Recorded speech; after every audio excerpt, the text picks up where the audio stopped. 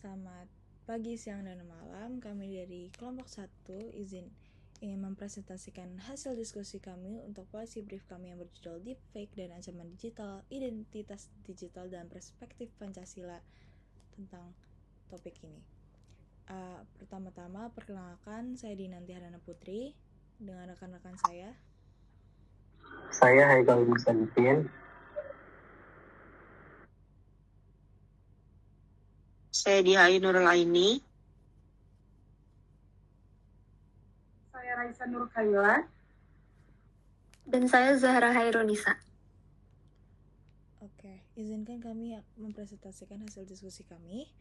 Dari yang pertama, yaitu dimulai dari Haikal untuk pembukaan dan latar belakang. Untuk Haikal, kami silakan. Oke, kami dari kelompok 1, kami akan membahas sebuah isu yang mungkin sudah sering kita dengar, tapi kita ini belum sadar seberapa penting isu ini. Apa itu? Kita akan mengangkat isu deepfake dan ancamannya terhadap identitas digital. Kita melihatnya dengan perspektif Pancasila. Jadi, apa itu deepfake? Deepfake adalah teknologi berbasis kecerdasan buatan yang bisa memanipulasi wajah, suara, bahkan video seseorang yang sedemikian rupa sehingga hasilnya terlihat sangat nyata. Padahal itu semuanya palsu. Awalnya teknologi ini memang dikembangkan untuk kebutuhan hiburan dan kreativitas digital. Tapi seiring waktu, banyak pihak yang menyalahgunakannya, seperti untuk penipuan, pencemaran nama baik, penyebaran berita palsu, bahkan memanipulasi opini publik terhadap tokoh atau kepercayaan publik. Nah, kenapa jadi masalah besar di Indonesia? Karena di Indonesia sendiri adalah salah satu negara dengan pengguna internet terbesar di dunia. Berdasarkan data APJUI tahun 2024, jumlah pengguna internet di Indonesia sudah menembus 221 juta jiwa. Artinya, sekitar 79% dari seluruh penduduk Indonesia sudah terhubung ke internet. Dengan angka yang sebesar itu, informasi menyebar dengan sangat cepat. Dan sayangnya, kecepatan penyebaran informasi ini jauh melampaui kemampuan rata-rata orang untuk memverifikasi apakah informasi itu benar atau tidak. Inilah yang membuat masyarakat kita sangat rentan terhadap manipulasi berbasis AI. Contoh kasus nyatanya, di tahun 2024, viral sebuah video deepfake yang menampilkan wajah Gubernur Jawa Timur. Video itu digunakan untuk menipu masyarakat. Modusnya adalah penawaran sepeda motor dengan harga yang sangat murah. Harganya tuh 500.000. Konten itu tuh disebarkan melalui media sosial, beberapa platform, ada YouTube, Facebook, TikTok, dan lainnya. Berdasarkan hasil penyelidikan Polda Jawa Timur dan informasi dari Kominfo Jatim, pelaku berhasil meraup keuntungan hingga 80 juta yang akhirnya tertangkap. Kasus ini penting karena membuktikan dua hal sekaligus. Pertama, teknologi deepfake sudah cukup canggih untuk mengecoh masyarakat umum. Kedua, dampaknya tidak berhenti di kerugian finansial. Bahkan kepercayaan publik terhadap informasi digital pun ikut terkikis. Dari sinilah kita bisa melihat bahwa isu deepfake bukan sekadar persoalan teknologi atau keamanan cyber semata. Ini juga menyentuh soal etika, hukum, dan nilai-nilai yang kita pegang sebagai bangsa.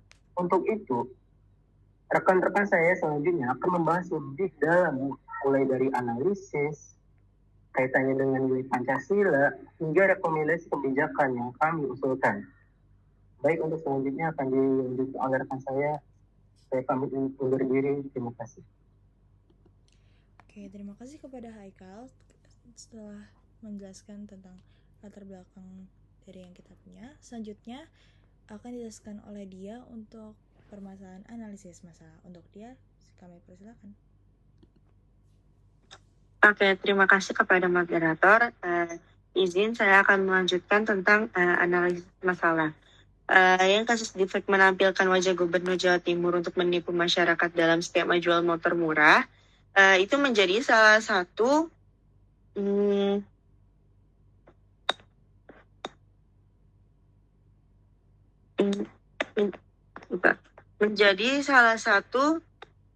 kasus yang terungkap persoalan tidak sesederhana ada orang jahat menyalahkan teknologi.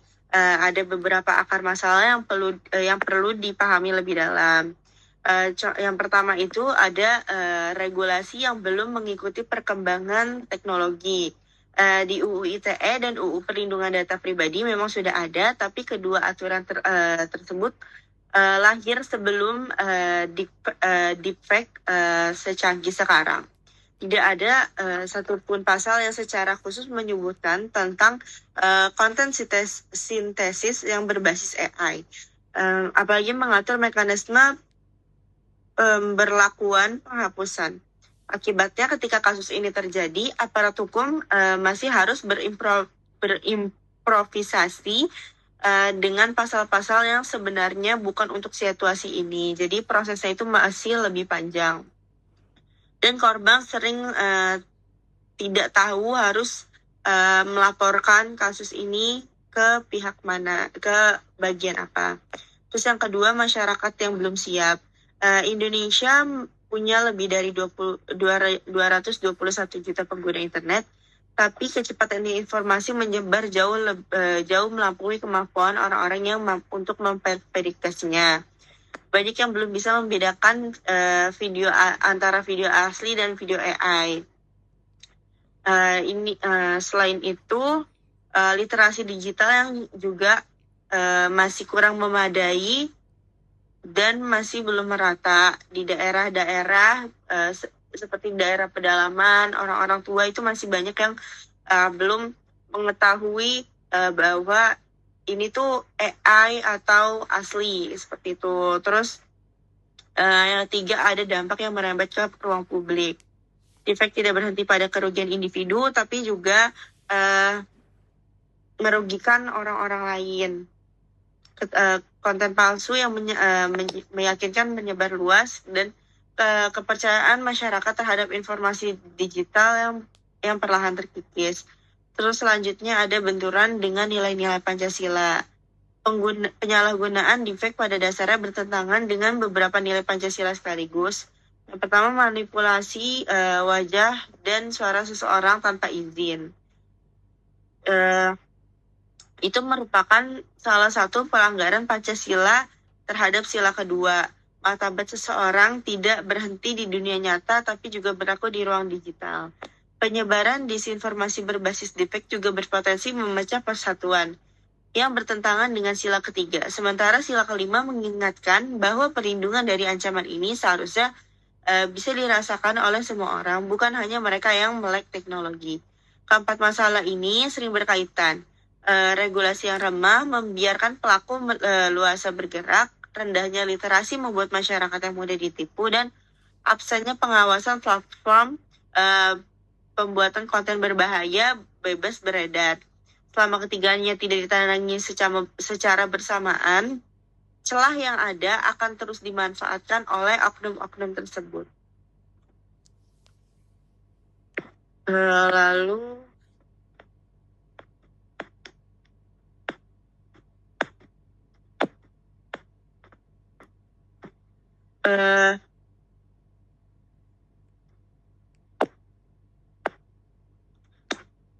selanjutnya akan dilanjutkan oleh rekan saya, Raisa. Terima kasih. Baik, Tia, terima kasih. Selanjutnya akan saya lanjutkan. Saya akan menjelaskan tentang alternatif kebijakan dan rekomendasi kebijakan. Pertama, untuk alternatif kebijakan,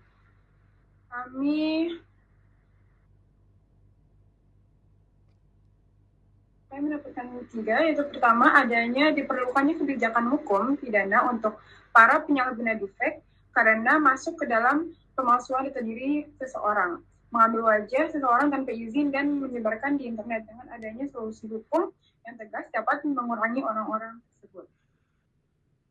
Kedua, dari masyarakat yang sangat aktif dalam bersosial media, perlu adanya keamanan yang lebih ketat untuk masalah AI tersebut.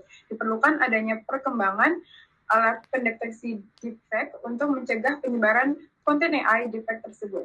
Dan ketiga, pembatasan akses AI yang diperlukan untuk mengurangi penggunaan teknologi AI seperti yang banyak dilakukan di media sosial sekarang.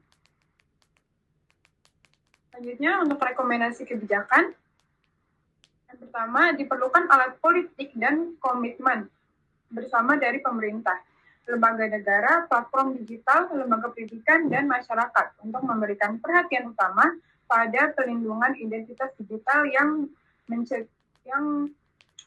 pencegahan penyalahgunaan teknologi deepfake di Indonesia.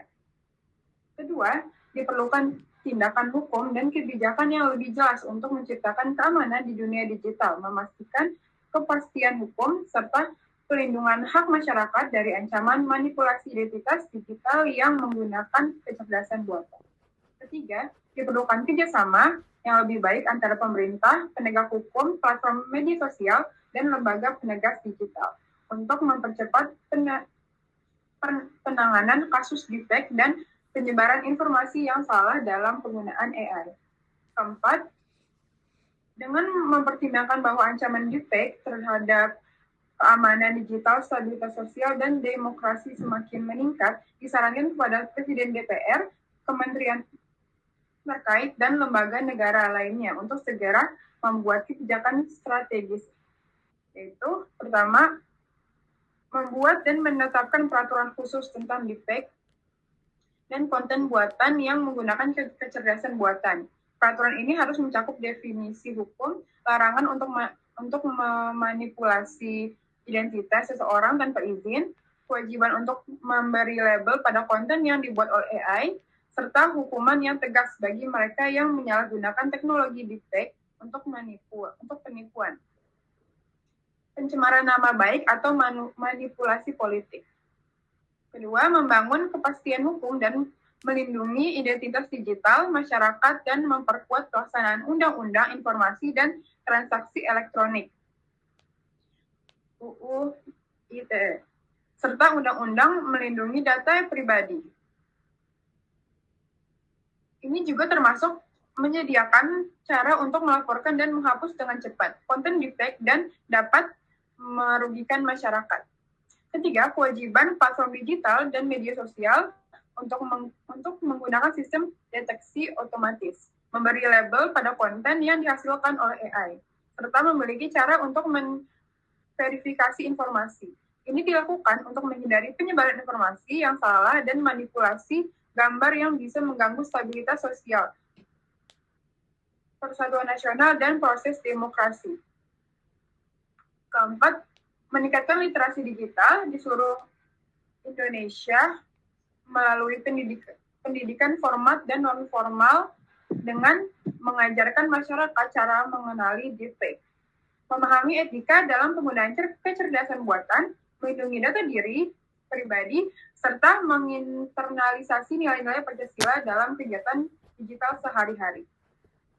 Kelima, meningkatkan kemampuan aparat penegak hukum, badan siber, dan sandi negara, Bawaslu, dan lembaga lain yang terkait untuk mendeteksi, memantau, dan mengambil tindakan terhadap penyalahgunaan teknologi deepfake, terutama yang berkaitan dengan penipuan digital, kejahatan cyber, dan manipulasi informasi politik menjelang pemilu, atau kontestasi publik lainnya. 6. Mendorong pengembangan penelitian dan inovasi teknologi di Indonesia dalam deteksi deepfake dan keamanan cyber dengan cara bekerja sama antara pemerintah, universitas, komunitas teknologi, dan sektor swasta. Tujuannya adalah untuk menciptakan sistem perlindungan digital yang mandiri dan berkelanjutan. 7.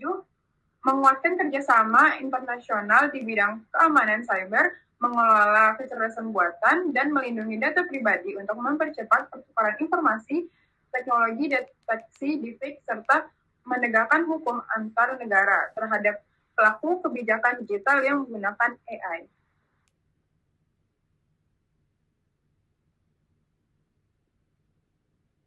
Selesai dari saya, bisa dilanjut oleh Zahra.